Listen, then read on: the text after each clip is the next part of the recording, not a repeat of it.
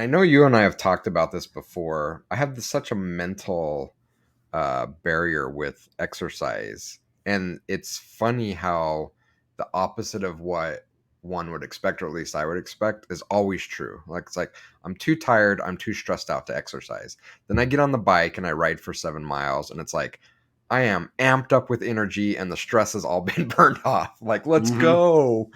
But Yeah. convincing myself to like get on it. I'm on a 2 day streak of 7 miles a day, so I'm gonna go right after we record today. So Nice.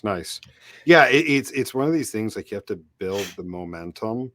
And it's so easy sometimes in the morning. Like I'm trying to get better. Like I got myself into a rut with the summer where I sleep in a little bit later. But I sleep in instead of getting up at 5:45, it's getting up at 7:15. yeah, Come down, get the coffee going. Suzanne would come back from the gym because she actually goes to the gym. I work out at home. same. Uh, you know, um, she'd be getting home from the gym. We'd sit down, we'd talk over a cup of coffee, and then the kiddo would wake up. And next thing you know, it's like, crap, it's 8 o'clock. I could go do something, but I really need to get work done today. And I just got into this rut. And it's like, no, I'm really trying to push myself to go to bed even earlier. So like I'm getting up with her, and I'm on a streak this week. So far this week, I've been doing good. Getting up and getting a really good stretch in. Like, I mean, 30 minutes of stretching. Nice.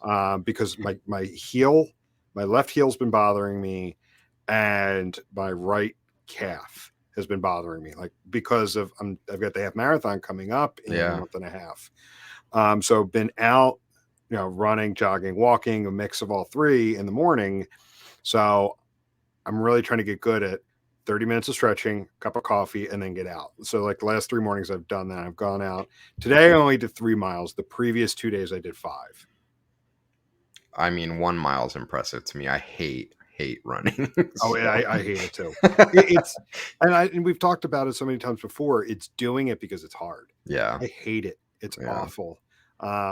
And people are like, "Oh, would you do the Broad Street run in Philadelphia, or do this marathon or that half marathon?" I'm like, no, I'm going to go run in fun places. Yeah. I'm going to go run at the shore. I'm going to go run in Disney World because it's a fun place to run with a bit of a challenge. Yeah.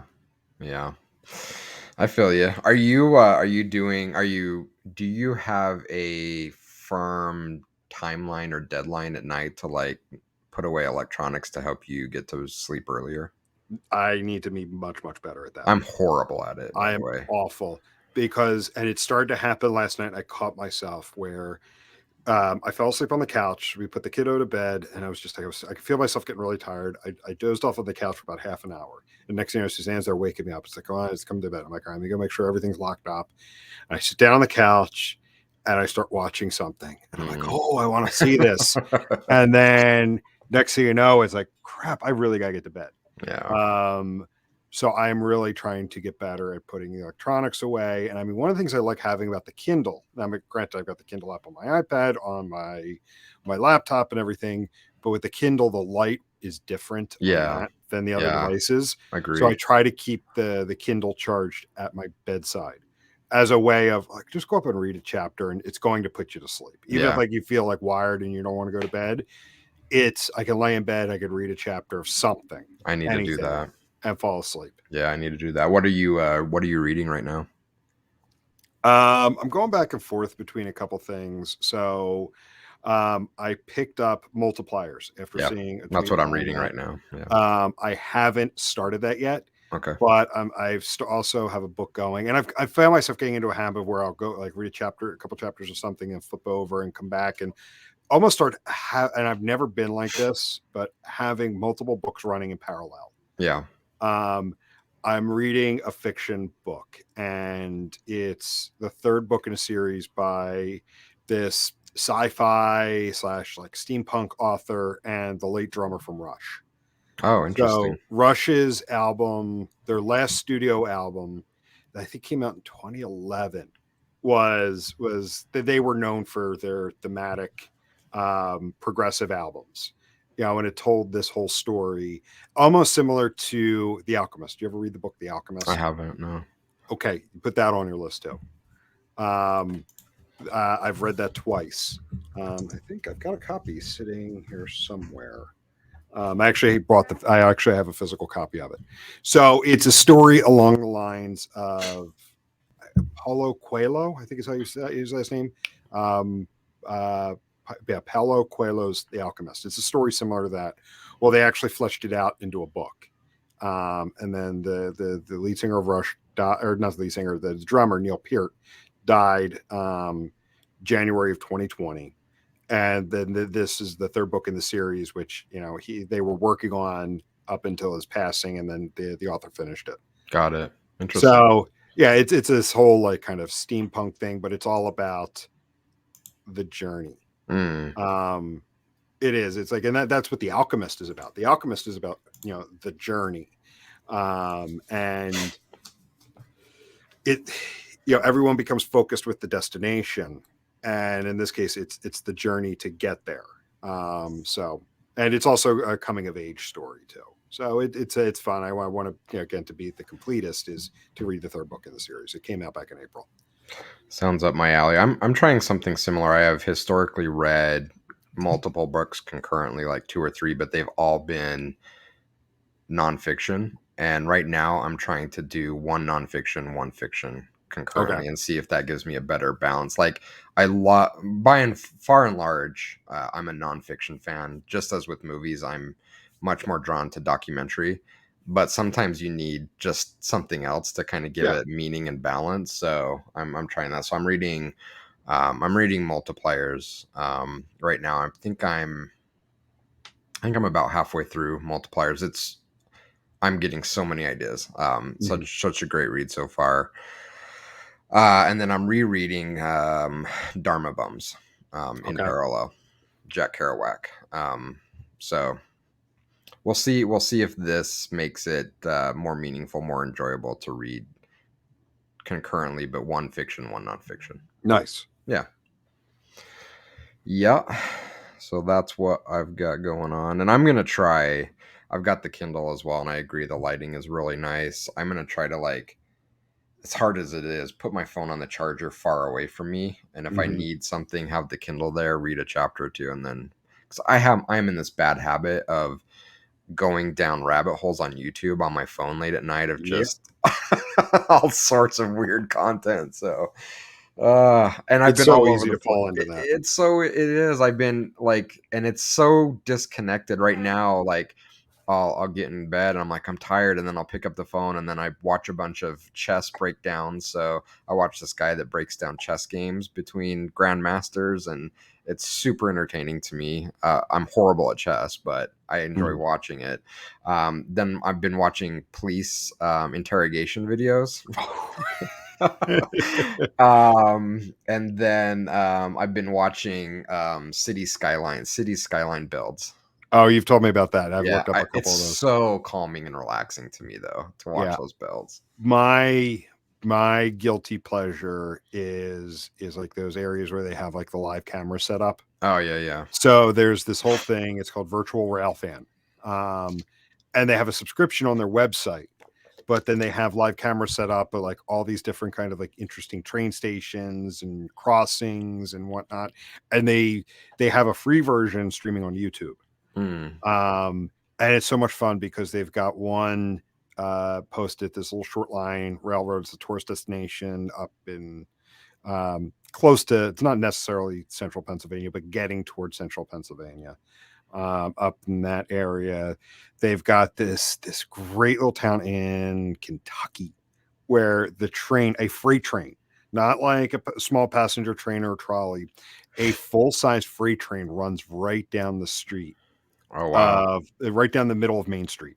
It's called LaGrange. The town's called LaGrange, Kentucky. And so they've got a camera set up, and you can see it. Like, I mean, it's seriously like you've got people driving, and next thing you know, the train's coming behind you, and you got to pull over and get out of the way. That's crazy. Yeah, it's insane. Like that, they're known for that. So they've got stuff like that. Like that's kind of fun and cool to sit and watch, and so that's one of my guilty pleasures. When I was into watching the guy that cleared drains, were you the one that turned me on to the real-time train ride in between two European cities that was like 5 hours long? Yeah, Oslo. Yeah, that was awesome. Yeah, she records. So what she does is she records it and then schedules it, and then it goes out as a like a live broadcast, because you could do that with YouTube. You Yeah. can set your video as a premiere, so then when it first publishes, it streams it. So anybody who clicks on it picks up on where it is in the stream, Ah, and then right, you right, can go right. back and watch it from the beginning later. So that's what she does, is she mounts like a GoPro at the front of the train on, the shifts that she's working as the engineer, and then records the whole run. So Mm, in the winter, you get all of the winter runs. very cool. There's just so much amazing content on there. There is. Yeah. It's a lot of fun. Yeah. Well, should we get into our main topic here? Yeah, yeah. And I really don't have a transition, so we're just going to jump right into it. So well, actually, there could be a bit of a segue here. You were just talking about content, so publishing and distributing data. That's what I want to talk about today. Okay. So I want to continue our topics around the job of analytics. Doing the job of analytics, as well as we've been layering in the perspective of sustainability and sustainable analytics. Yeah. So today I want to talk about the difference between reporting and insights, because I've gotten this question a lot over the last couple of months from clients, and a couple of the prospect calls I've sat in on with you, like early, when we get to that solutioning part. And what we found is at least what I've observed is when working with data and distributing it either to clients, depending upon your role, or internal stakeholders, that this line that does exist between reporting and insights is often blurred. So let's just start off with a broad question. What is reporting and what is insights? That's a good place to start. And I would put that there's probably a third tier as well. And I think oftentimes that's where it starts to bleed over into what is analysis, what is insights, what is commentary. So from a reporting standpoint, we look at it as what are the things that we need to understand in order to operate the day to day. It's kind of like your dashboarding, but at a layer down where you may need a little bit more insight, a little bit more weight to the data. So if we look at the hierarchy, I think of kind of dashboards like the dashboards on your car. What are the few key metrics I need to make sure that I get from point A to point B? And that's where I think a lot of companies trip up is, and I think we've talked about it before. We worked with this company that said, "Hey, we're having a hard time getting people to actually read our dashboards." I'm like, "Well, talk to me about what you're doing." It's like, "Well, we send them out every day." And it's like 18 pages long of this like massive Excel spreadsheet with Mm-hmm. 86 different measures on. I'm like, that's not a dashboard. What the hell? Like, no wonder they're not looking at. So if we look at the hierarchy, dashboard is like your very distilled metrics of the critical things you need to get from point A to B. Am I going to run out of gas? Am I going too fast and going to get a ticket? Is my engine overheating? Reporting is going to take it a level down from there in order for us to understand a bit more insight into some of those key measures. So think about, I'm on a road trip and my check engine light comes on. So I pull into the AutoZone and grab their computer and slap it on my car. It's like, oh, air code XYZ means that, you have an engine overheating problem, and kind of giving you some more detail around that. So, oftentimes we look at reporting as dashboarding, where we send out the reporting on a cadence and we expect people to look at it and consume it, but they don't, right? So if you think about just your day-to-day life, do you get reports and consume it? I'm trying to think where I get reports a lot. For me, it's from my bank. It's like Yeah. if you've ever bought, whether it's your savings account, or if you have an investment. We have a 401k through 33.6, so you get stuff from there based on which securities or what investments you've purchased. I get reports from them all the time, but to me it just doesn't mean anything because it's on this cadence. And it's like, okay, a report to me would be more meaningful if something happened. something went up, something went down. Here's the details on what happened. But where it's on this cadence where we're treating it like a dashboard, it oftentimes gets ignored. I don't know about you, but this, report comes, said, here's the monthly, shareholders report on XYZ stock. I'm like, I don't care. Like, toss it. Goes right in the shredder, out in the trash bin if it's a digital copy. So let's talk about what reporting should be, and then how it starts to move down that path of insights. Again, I struggle with reporting being on a cadence of like, you get this every day. Now, it can be on a cadence, but something more meaningful around why we're consuming it, and taking the time to then say, this isn't just something for us to look at and say, oh, that's neat. It really needs to be combined with some sort of insight. And this is where we see a lot of companies struggling, is they provide what they call commentary. I don't know if you've heard that term or you've seen it before, but I've it's, seen it. Yeah. hey, let's put together a report in Google Analytics, and before we send it out to stakeholders, we'll put some commentary on it. Hey, you'll notice here that conversion rate went up by 0.5%. Really, what commentary is just that, right? There's not a lot of depth of insight into why. It's just kind of pointing out what may be the obvious. Hey, this went up, this went down. You may want to look into that deeper. What really needs to happen in these cadences of reporting is going from commentary to insight. And what insight is really starting that analytical process to ask and answer questions of, okay, we see that the conversion rate, week over week or month over month, whatever our reporting cadence is, went up 0.5%. Why did that happen? Oh, well, by the way, we ran this marketing campaign, or we just rolled out a new design to the, booking funnel, or, and so then it starts to get into that path of moving from just observations to actually starting to provide some reasons behind why the data is the way it is. I don't know if that answered your question. I kind of rambled. No, it was good. So like, we're doing a bit of contrasting here, the differences between the two. Two follow-up questions. Where's the overlap? And then if you were coaching someone in this area, where would you tell someone to focus their time?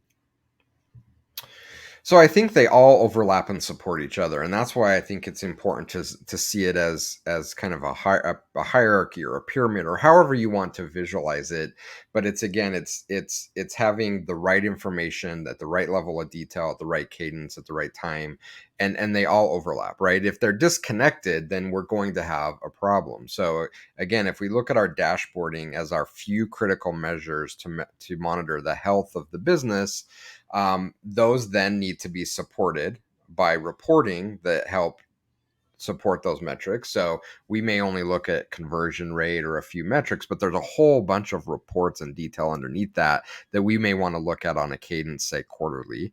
And then underneath that, there's a whole lot more insights and analysis that needs to take place. So as we work with companies, our advice is often a top-down approach, again, of a less is more, right? Where oftentimes, and I kind of poke fun at it, but it's such a great example where companies are so excited and proud of all this data that they captured that they just have to shove it down everyone's throat, right? It's like, why isn't anybody using our data and dashboards we're sending out? Well, because you have 87 variables on it. It gets sent out every day, and it's 37 pages long.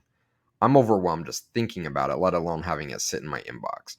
And so our advice is, again, a less is more approach. Let's start with the very few key metrics and use that as our starting point, and then start to build the foundation so that they're not sitting in isolation, that when the time comes that we want to ask more questions about that data, the data is readily available to do so. But, can you imagine in your car driving down the street where you had this dashboard that stretched from passenger side to driver side with 57 different measures of, tire pressure and engine heat and coolant heat and average miles per gallon and all these different measures in your face all the time?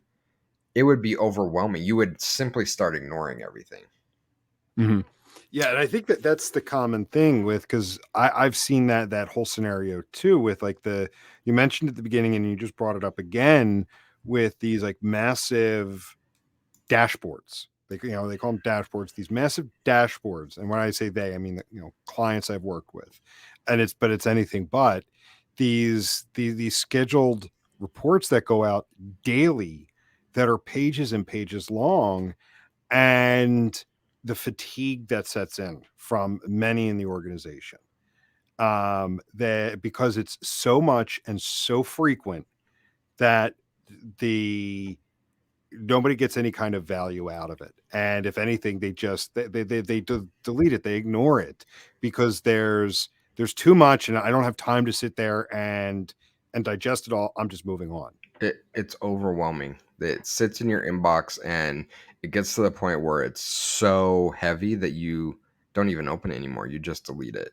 Going back and tying it into our kind of opening rambling, one of the other genres of YouTube that I'm into is flight, and so I follow a lot of professional pilots. And one of the professional pilots I follow does accident breakdowns, where if there's a plane crash, private or commercial, he'll break down the crash and kind of talk through the details on why it happens. And I wish I remember the book that I was reading so I could give it proper credit. But in this book, it was all about data and making sure it's in the right context and thinking about things in a logical way. They brought up a specific airline accident that one of the contributing factors was pilot overload of information. That Interesting. the dashboard that they had in front of him had so much going on that he couldn't focus on the few key measures that could have potentially helped avoid a catastrophic accident. And so the argument was that dashboards need to be contextual to the situation.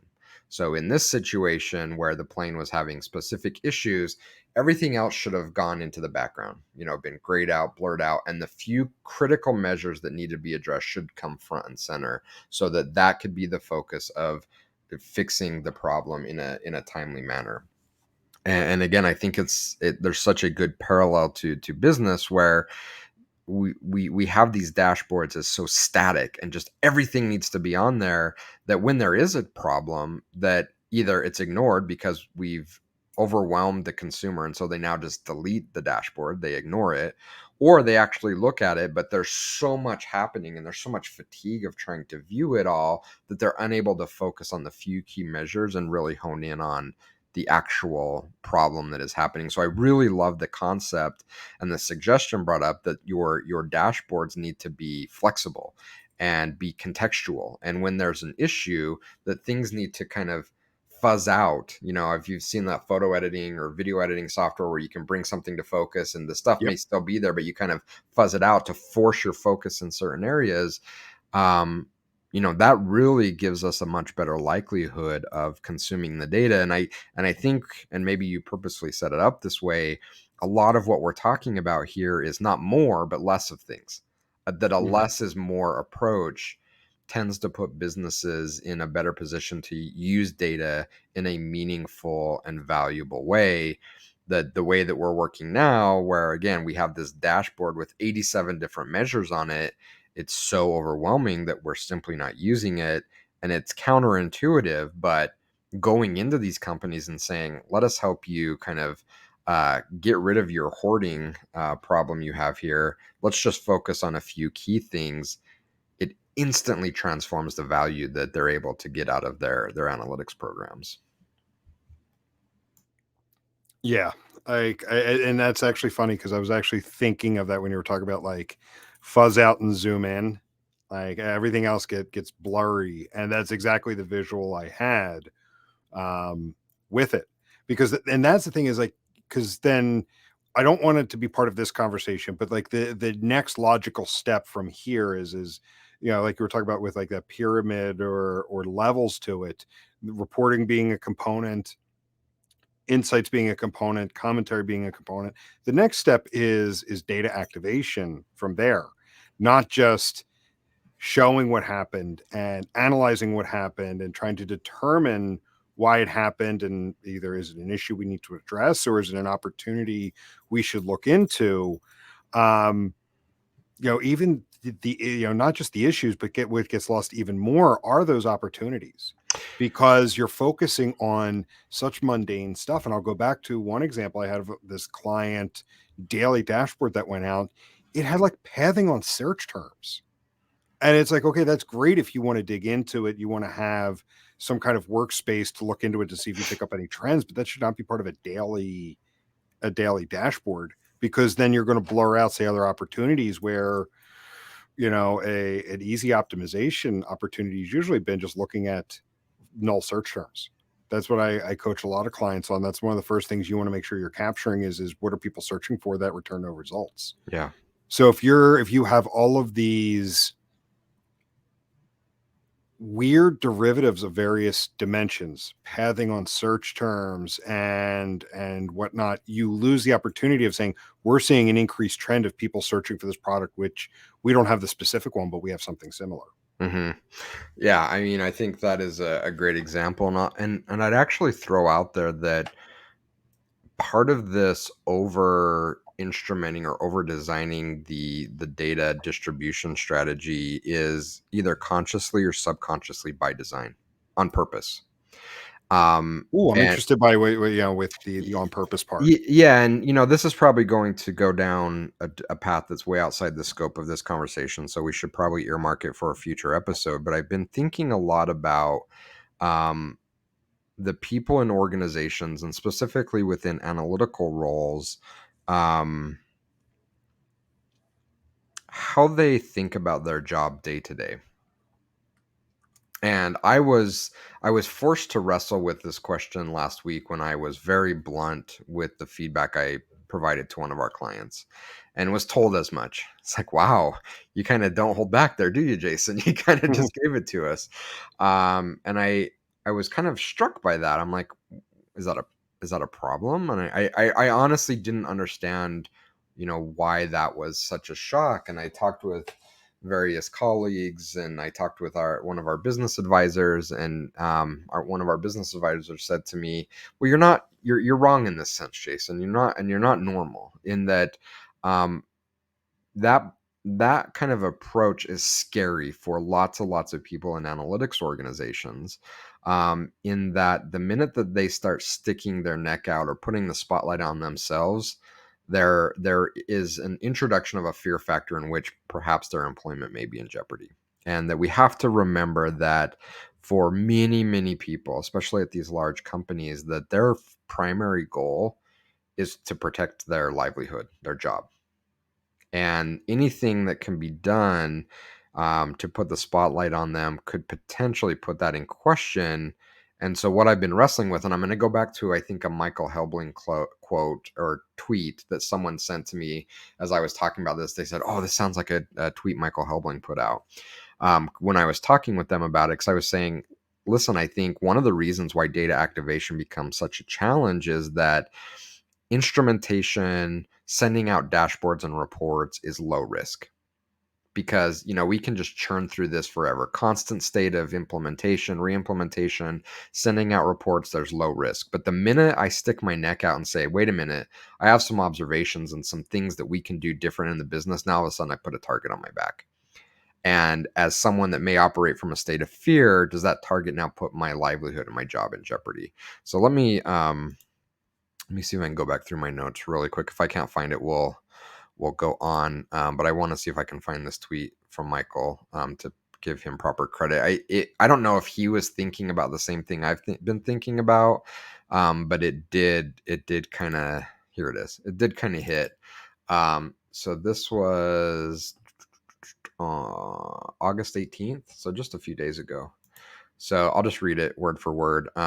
We call it data democratization, but in reality, companies are trapped by cultures that don't support innovation and change, and that's why data doesn't get used.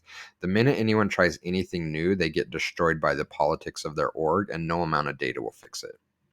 And while it's a slightly different take or nuance, I think we're saying the exact same thing, right? That whether we're focusing on data democratization or data activation, really using the data. The minute anyone starts doing that, the politics of the organization destroy them. Which, again, if you're in a place where you don't feel safe and comfortable, you're like, oh, now my job's at risk. Now my livelihood is at risk. I don't want to stick my neck out. So we get stuck in these endless cycles of reporting. And that's why these dashboards get so big and bloated, because we don't know how to take that next step, or we do know how to take that next step to actual insights, but we don't want to do it because we're sticking our neck out and putting ourselves at risk by doing so. And I think it's very, very unfortunate, but I think it's a very real conversation we need to have, as one of the reasons why we see so many companies stuck in these endless cycles of re-implementation and reporting and never truly get to data activation. It's not a more data problem. It's not a technology problem. It's a people and process problem. Yeah. Yeah, I like that. I just earmarked that for a future episode. So let's definitely dig into that more. But to kind of wrap it up there, as you're talking, I'm reminded of that saying of, well, we've always done it this way. Mm-hmm. When the minute people start to challenge, that's the first line that comes out is, well, we've always done it this way. Yeah, and not only that, we've gone out of our way to not expose change. This is one example of a company we worked with, how years ago went in and analyzed their conversion funnel, and I said, this data looks really, really bizarre and foreign to me.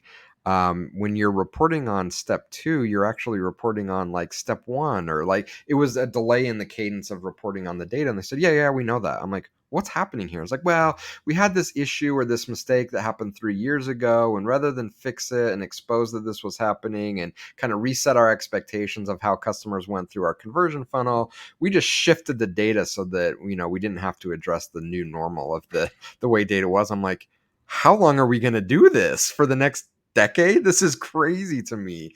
But again, if I'm being forced to be more empathetic, I'm like, okay, I understand it though now. That the analytics team would rather kind of paper over it and try to hide that issue, rather than going back to the business and saying, hey, we're trying to make this data cleaner, and in our investigation we found some issues that are going to change how we analyze the data. Now they've got a target on their back. So it's like, it's just better to kind of fudge the data and make it look like good, even though it's bad, because we don't want to, ultimately these people, they don't want to get yelled at. They just want to do their job and go home and get Yeah, their paycheck. exactly. So, and they get yelled at a lot, and so anyway, I think, it's an interesting topic where we're focused on data activation and the different layers of data distribution. um, but I think it's a very pertinent topic where we start moving from dashboards to reporting, that there's a very real breakdown happening here, like, not from a data perspective, not from a amount of data perspective, not from a technology perspective, but because there's this people and process issue, that people don't feel safe in their job when they start to cross over from reports to insights and recommendations, and so they stay at that level. But we have to show progress. So what happens? Well, instead of doing insights and analysis, we'll just add more to our dashboards and create more automated reports, Yeah. because it's going to give us something to check off to say, well, we created another dashboard and report. Yay, good for us. Pat on the back. Mm. Well, you started to answer my next question. Is again, going back to now again comparing reporting and insights. The next question I had is how is the actual distribution between the two different? And if from what I'm hearing here, it's not always a mechanics thing. It is truly a cultural thing. Yeah. I think, yeah. Because then the risk between the two, depending upon the type of culture you're in, changes dramatically.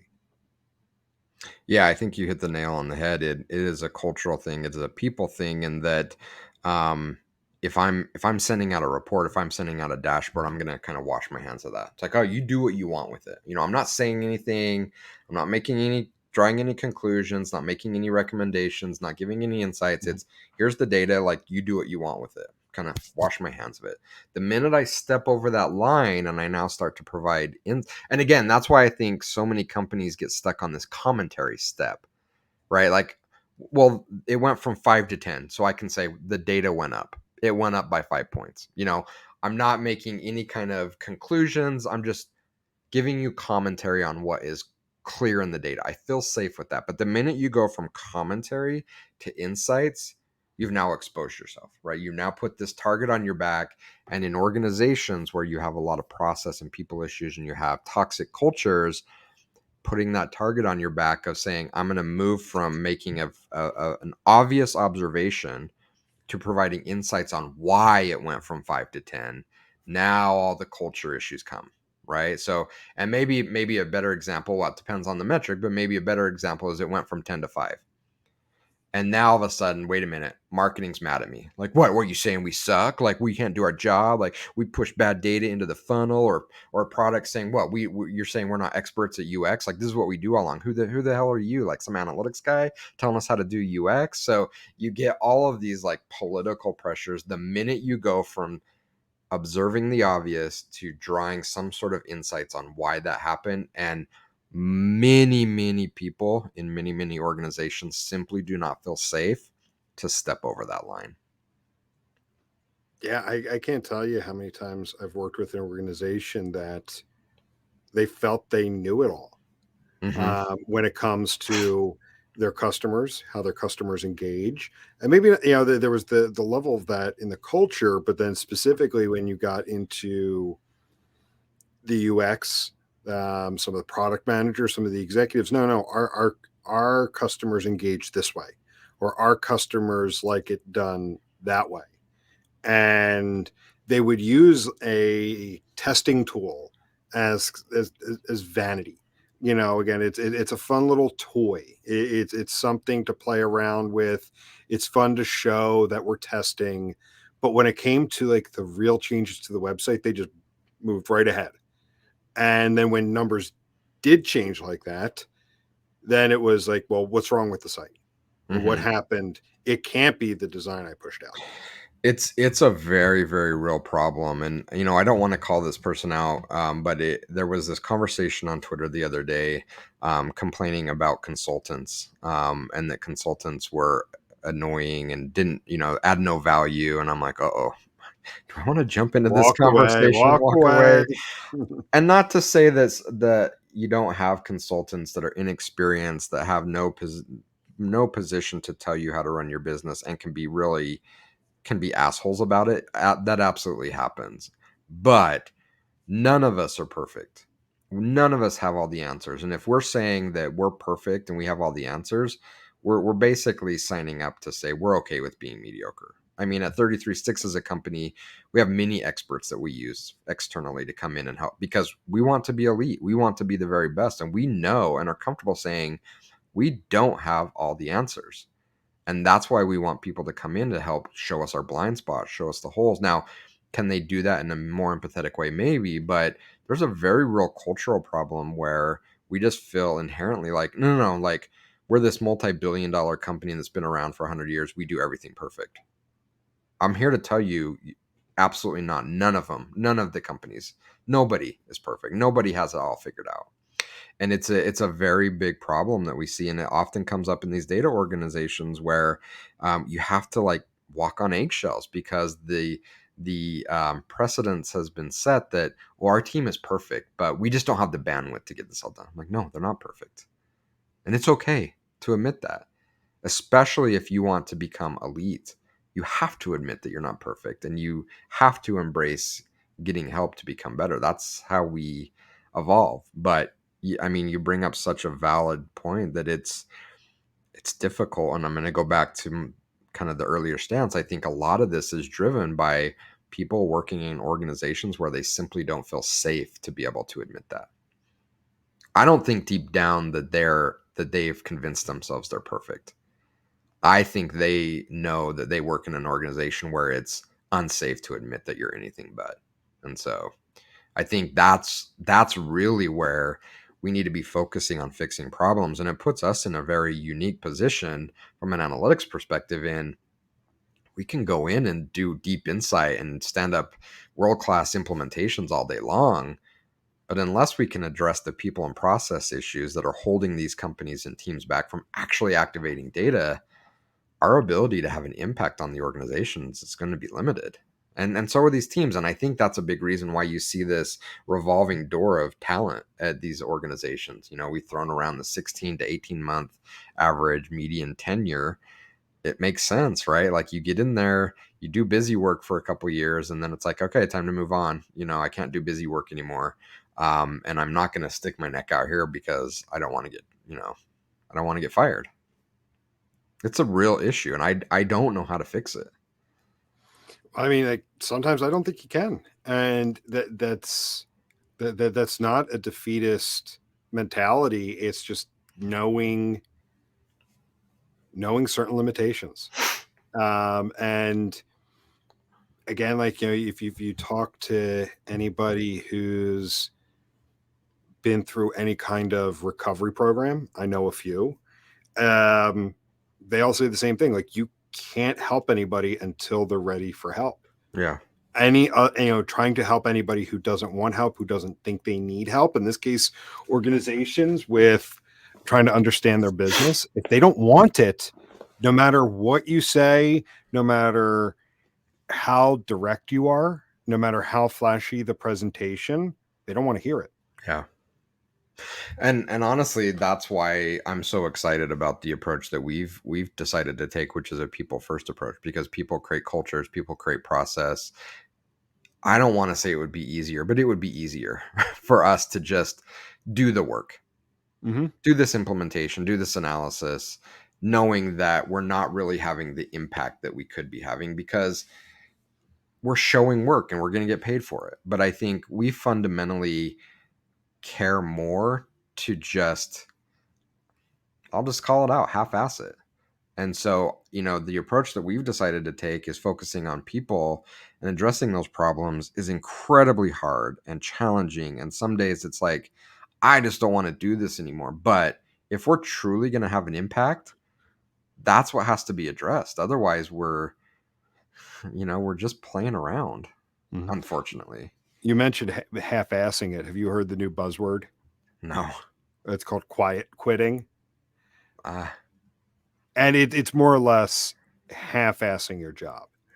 And believe me, like, again, I've said multiple times, I will continue to say it. I'm a workaholic by default, and like I've had to put things in place to make sure when I'm done for the day, I'm done for the day. yeah. Like I've told you before, like one of the things I do at night to make sure I actually go to bed is I have the Wi-Fi turn off. I have the Wi-Fi in the house turn off. So this way I can't work on my laptop to do work after 11 p.m. Smart. Like, so like, I mean, the TV, we have the Apple TV hooked up to it. That's hardwired. I've run cables to the box, to the router and everything for that. Yeah. But no, the TV turns off at night, or the Wi-Fi turns off at night. So, because there at one point I was doing work until 12:30 at night, 1 a.m. just because I was like, I got to get stuff done. I got to do work. I got to show progress or whatever. But anyway, so we're going back to this whole concept of quiet quitting. It's, people are talking about like, well, I'm leaving at 5. Well, hey, listen, I've gotten much better at, when my day is done, my day is done. Yeah. Not checking email at night, not responding at night. And hey, listen, I can get that. But what it really is it's half-assing your job. Yeah. So you're not actually quitting it, but you're not trying as hard as you should be. You're not trying to make the impact that you could. It's just you're showing up, you're punching a time clock, and you're collecting a check. It reminds me of a Simpsons episode, and I brought up the quote where they were talking about going on strike at the nuclear plant, and Homer says, if you don't like your job, you don't go on strike. You go into work every day and you do a half-assed job. That's the American way. Yeah. Speaking of the Simpsons, we went bowling with some friends the other night. We took the kids out bowling. And at one point I walked past my buddy and I'm like, Homer, did you just shine your head in the shino ball low? No, why? Classic. Such a brilliant, and I'm going to date myself. I first started watching it when it was on the Tracy Ullman show as a skit. So amazing run by that franchise. Yeah, good stuff. Good stuff. So Cool. All right. So let's go ahead and wrap up here. I do like the idea of I want to continue the conversation around, taking the risk that, happens when you start to move beyond just basic reporting. Because when Yeah. you're talking about that, the reason why I want to talk about that more is we've touched on it with implementation and why implementations become so bloated, because it is so easy to show progress in analytics by saying we deployed this new rule or we deployed this new dimension, we have these new metrics available, but nobody's using what you've done before. So it's the same concept. So I want to Yeah. continue that Love it. conversation. Cool. Cool. All right then. Well, good chat today. We'll go ahead and wrap up there and talk to everyone later. See ya. See ya.